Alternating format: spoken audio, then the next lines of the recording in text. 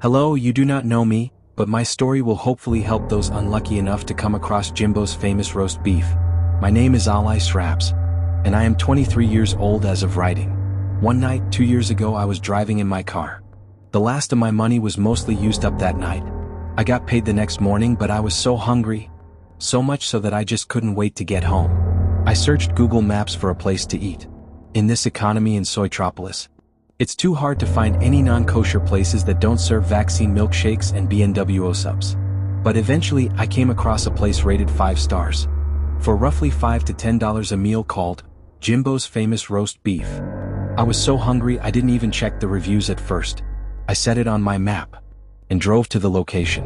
It was a dingy part of Soytropolis, a gray brickwork place where only half the street lights were on to accommodate the increasing nigger shit-skin population.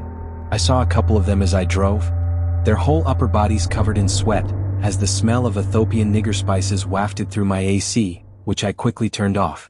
I parked outside the location, in a jaundice yellow painted spot that was designated, Yo Whitey Boa's Onlay Pack. Here I checked the reviews finally, to see all of them mostly consisting of Arabic, which they would end with Yakuch or something. I hate the Arabic in their fucking filthy kind. On top of this, the logo for the building was of a fat nigger in a witch's hat, fully agape to show rotting yellow teeth. I guess this is Jimbo, or some sort of mascot. This didn't bode well, but after another stomach rumble, I get out of my car to my immediate regret. The stench outside is horrible. The smell permeated in my nostrils as I locked my car and rushed into the building. The building itself looked nice on the outside, being purple like the mascot's robe. The yellow light through the large windows boded well, coincidentally being the same color as his teeth. I head inside. The smell is slightly less niggerish as I walk in. It smells of grease, chicken and India however, so I try to make this as fast as possible. I look to my left and see a weird flag, which I still don't know what it is, but it was striped like the trans flag, only with yellow and an extra shade of pink added in. The counters were green plastic and the seats were a yellow-red. The counter at the front was empty, behind it were 2 shawarma roasters, which reminded me of my TPD vendetta, but I held my tongue. Sure enough, a fat nigger walks out from the side door, leading to a room just out of sight.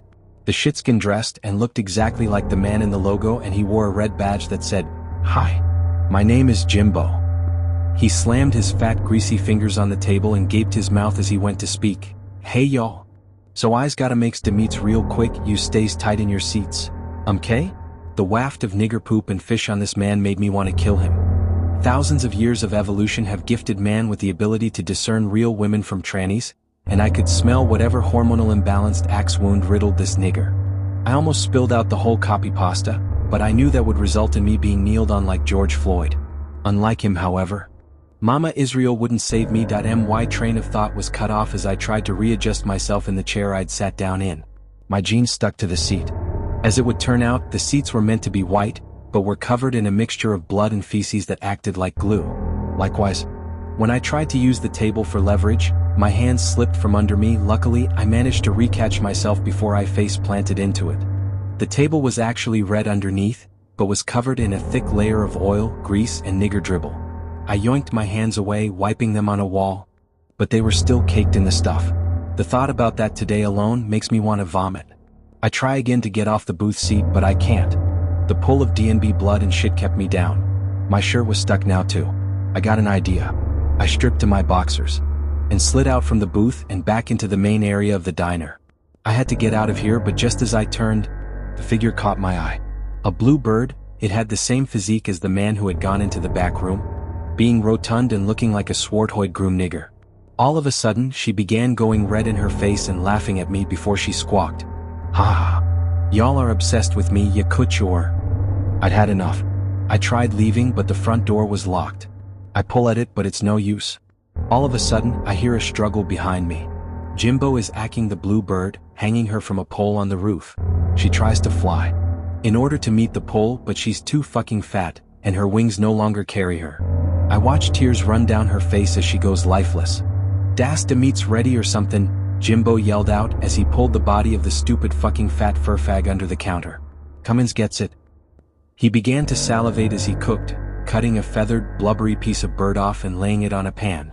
The smell of jumbo mixed with cigarette butts, presumably from the bird girl's carcass, pitted itself in my stomach. I approached the counter, watching him dribble over the pan, which was red from some sort of greasy substance already.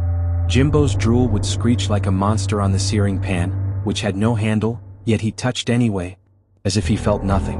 When he's done, he hands me a piece of meat in an uncooked lavash with a lettuce butt in it. "You want some sauce?" Jimbo asked. "Yes," I replied. I went into full shock as Jimbo began fucking the shawarma with his TBP. He moaned super loud as he gooned in my sandwich whilst looking at the bloody bird on the floor. "What the fuck?" I screamed at Jimbo as he stopped fucking my meal. "I don't want this," I yelled at him. "Oh." Jimbo came in my sandwich. A tiny load in the left end seeped out of the already inedible creation. "You's gonna pay anyways or else yous isn't leaving." Jimbo licked his lips like a disgusting nigger pedo as he said this. I knew he had a means of unlocking the door, so I decided it'd be best just to give me the money. "Alright, what do I owe you?"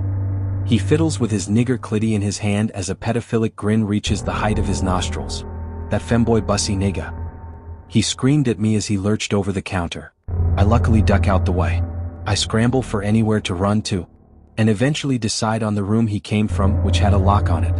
I jump over the dead bird as I run inside. "Yous ain't getting away dat away, fool." Jimbo muffled through the door. A convenient lock would hopefully stop him for a few seconds as I clicked it behind me. The sight I saw was indescribable. Terabytes of pee, not on a computer but pasted all over the walls of the kitchen. A singular of poop, raisin, was in a blender. D&B's riddle the floor, and the stench of rotting meat and Mexican nigger doo-doo was pungent enough to taste. I saw the fire exit. I reached for it, but the door handle was so greasy I couldn't get it open. That was when Jimbo burst the door open with a huge, green brap. "Yous ain't getting away with my ass meats. There's a reason we blacks is talking the New World Order or something." Just as I'm apt to presumably be raped by this nigger, an open vent crosses my view. Without thinking, I jump into it as Jimbo sprints for me, which was actually more of a stroll for me due to him being a fat lazy one-shot nigger. He couldn't follow me into the vent as he yelled Kaisenate Jewisms at me. I popped the vent open as the smells of Jardapita niggers wafted strongly again, but it was like roses in comparison to where I came from. As I drove off, I saw Jimbo jerking off in the window looking directly at me. It was only last week that I think I managed to get the shitskin smell off me. Moral of the story, guys, do not eat at Jimbo's famous roast beef, as it's not roast beef but Jimbo is also a massive nigger. Peace, guys.